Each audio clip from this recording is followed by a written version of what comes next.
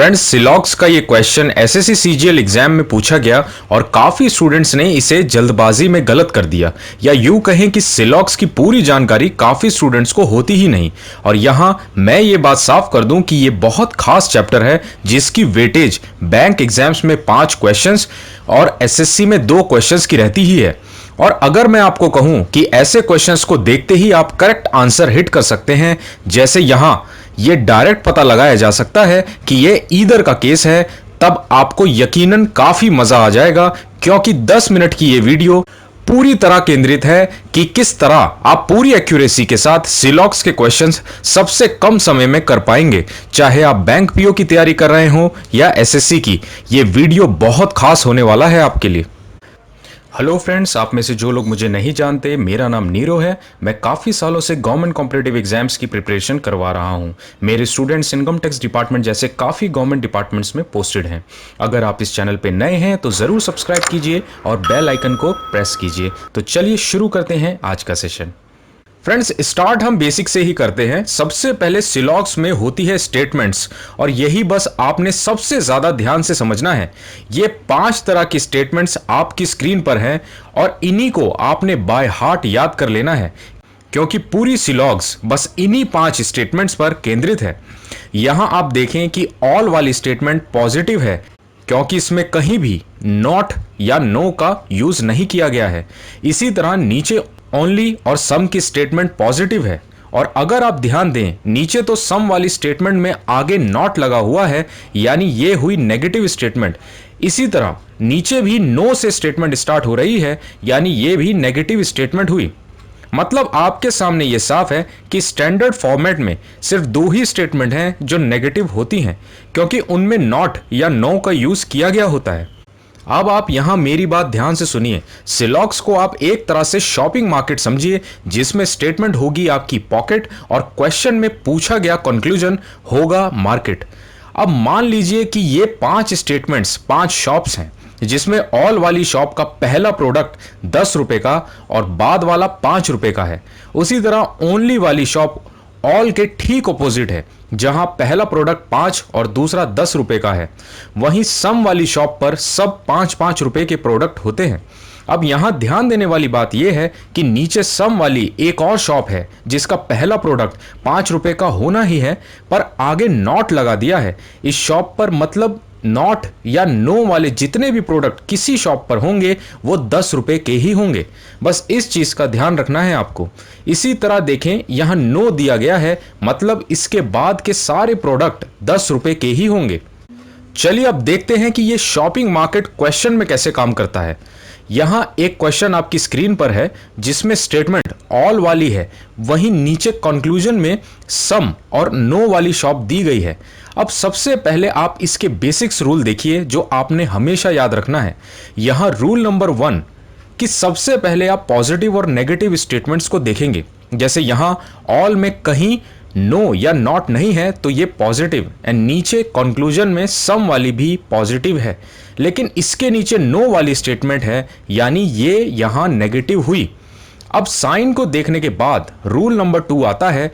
हमें चेक करना है कि स्टेटमेंट और कंक्लूजन में साइन के हिसाब से रिलेशन बन भी सकता है या नहीं। जैसे यहां कंक्लूजन में एक स्टेटमेंट पॉजिटिव है जिसके प्रोडक्ट बॉयज और कैट्स हैं, वहीं स्टेटमेंट को देखिए बॉयज और कैट वाली स्टेटमेंट पॉजिटिव ही है, यानी कंक्लूजन में ये सम वाली स्टेटमेंट का रिलेशन बिल्कुल बन सकता है। नीचे नेगेटिव, मतलब स्टेटमेंट में कोई भी ऐसी स्टेटमेंट नहीं जिसमें कैट और बॉयज हों और वो नेगेटिव हो, और इसीलिए ये कंक्लूजन 2 पहले ही गलत हो जाता है यहां। और ये बहुत जरूरी बात है आपके लिए समझना कि साइन चेक करने के दौरान ही अगर ये दोनों स्टेटमेंट गलत हो जाती तो आप डायरेक्ट यहीं नीदर वाला ऑप्शन करेक्ट टिक कर देते। पर अभी हमें बस फर्स्ट वाले कंक्लूजन को ही चेक करना है आगे कि ये सही है या ये भी गलत है। अब साइन चेक करने के बाद हम प्राइस टैग लगाएंगे प्रोडक्ट्स पर। यहां देखिए ऑल वाले प्रोडक्ट का प्राइस होता है 10 रुपए और 5 रुपए, वहीं नीचे सम वाली शॉप के प्रोडक्ट्स 5-5 रुपए के होते हैं। और यहां अब जो मैंने आपको बताया था कि स्टेटमेंट होती है आपकी पॉकेट और कंक्लूजन मार्केट, जिससे अब हम परचेजिंग करेंगे। जैसे यहाँ बॉयज नाम के प्रोडक्ट को खरीदने के लिए आपकी पॉकेट में 10 रुपए हैं और मार्केट में बॉयज वाला प्रोडक्ट 5 रुपए का मिल रहा है, तो क्या आप खरीद पाएंगे? जी हाँ, बिल्कुल, क्योंकि 10 रुपए आपकी पॉकेट में है जिस सामान के लिए वो मार्केट में 5 रुपए का मिल रहा है। इसी तरह कैट वाले प्रोडक्ट के लिए आपके पास 5 रुपए हैं और मार्केट में वो 5 रुपए का ही मिल रहा है, तो 5 रुपए में 5 रुपए का सामान बिल्कुल खरीदा जा सकता है और दोनों ही मार्केट के प्रोडक्ट हम खरीद सकते हैं। यानी ये सम वाली फर्स्ट कंक्लूजन बिल्कुल करेक्ट हो जाता है और यही हुआ हमारा करेक्ट आंसर। आई होप आपको ये बेसिक सी बात जरूर समझ आई होगी। चलिए अब नेक्स्ट क्वेश्चन देखिए आपकी स्क्रीन पर। यहां भी सबसे पहले रूल के अकॉर्डिंग हमें साइन देखना है और यहां देखिए किसी में नो या नॉट नहीं दिया गया है, यानी सारी स्टेटमेंट्स पॉजिटिव ही हैं। अब हमें साइन चेक करना है कि कंक्लूजन से स्टेटमेंट का रिलेशन हो भी सकता है या नहीं। अब यहां आप देखें कि सारी ही स्टेटमेंट्स पॉजिटिव हैं, तो हम चेक करें या ना करें कोई फर्क नहीं पड़ेगा। लेकिन जो चीज यहां मैं आपको दिखाना चाहता हूं वो ये देखिए, नीचे कंक्लूजन में सेकंड स्टेटमेंट में देखिए डॉग्स और फ्लावर्स दिया गया है और स्टेटमेंट में डॉग्स और फ्लावर्स दो अलग अलग स्टेटमेंट में है, यानी कंक्लूजन वाली स्टेटमेंट का साइन ऊपर दिए गए दो स्टेटमेंट्स पर डिपेंड करता है और ये बहुत जरूरी बात है जो आपने समझनी है। उसके लिए ये टेबल देखिए, जब भी दो स्टेटमेंट्स पर कोई भी कंक्लूजन डिपेंड करेगा तो उनका साइन इसी हिसाब से होना चाहिए। जैसे यहां पॉजिटिव पॉजिटिव पर कंक्लूजन पॉजिटिव ही होना चाहिए, उसी तरह नीचे अगर एक भी स्टेटमेंट नेगेटिव है और दूसरी पॉजिटिव तो कंक्लूजन वाली स्टेटमेंट भी नेगेटिव ही होनी जरूरी है, वरना वो इनकरेक्ट हो जाएगी। उसी तरह अगर दो स्टेटमेंट्स नेगेटिव हैं तो उनके और कंक्लूजन के बीच कभी कोई रिलेशन नहीं बन सकता और इसका आंसर नो कंक्लूजन ही होगा हमेशा। इस चीज का आपको हमेशा ध्यान रखना है। अब जैसे यहां ऊपर की दोनों स्टेटमेंट्स पॉजिटिव थी जिनसे कंक्लूजन 2 बन रहा है, तो इसे भी पॉजिटिव होना जरूरी था, वरना ये इनकरेक्ट यही हो जाता। अब नेक्स्ट हमें प्राइस टैग लगाने हैं। यहां ऑल वाले प्रोडक्ट 10 और 5 रुपए के, वहीं सम वाले 5-5 रुपए के, जिसमें स्टेटमेंट हुई हमारी पॉकेट और कंक्लूजन हुई मार्केट। प्राइस टैग लगाने के बाद यहां देखें, अब म्यूचुअल प्रोडक्ट 10 रुपए रूल्स में दिया गया है। मतलब आप बस इतना समझिए कि जो भी कंक्लूजन अगर दो स्टेटमेंट से बन रहा हो तो उन दोनों स्टेटमेंट में जरूर कोई ना कोई एक कॉमन प्रोडक्ट या म्यूचुअल प्रोडक्ट यानी एक सेम प्रोडक्ट दोनों में जरूर होना ही चाहिए। जैसे यहां देखिए, फर्स्ट स्टेटमेंट में पेन है डॉग के साथ और नीचे भी पेन ही है फ्लावर के साथ। अब यहां दोनों में से किसी भी एक में पेन 10 रुपए का होना जरूरी है, तभी वो डॉग और फ्लावर में रिलेशन बना सकता है। जैसे यहां दोनों ही स्टेटमेंट में पेन सिर्फ 5 रुपए का है, तो डॉग और फ्लावर वाला कंक्लूजन बिल्कुल इनकरेक्ट हो जाएगा। अब यहां ध्यान देने वाली बात यह है कि ये म्यूचुअल प्रोडक्ट दोनों स्टेटमेंट में 10 रुपए का हो या किसी एक में 10 रुपए का, दोनों केसेस में रिलेशन बन सकता है। पर अगर दोनों में से किसी में भी 10 रुपए का टैग नहीं है तो रिलेशन कभी नहीं बनेगा। जैसे यहां डॉग और फ्लावर वाला कंक्लूजन अनट्रू हो गया है। अब नेक्स्ट आती है परचेजिंग। यहां डॉग नाम का प्रोडक्ट 5 रुपए का है मार्केट में और उसके लिए आपकी पॉकेट में 10 रुपए हैं, तो आप उसे जरूर खरीद सकते हैं। वहीं पेन मार्केट में 5 रुपए का है जिसके लिए आपके पास 5 रुपए हैं और इसे भी आप खरीद सकते हैं।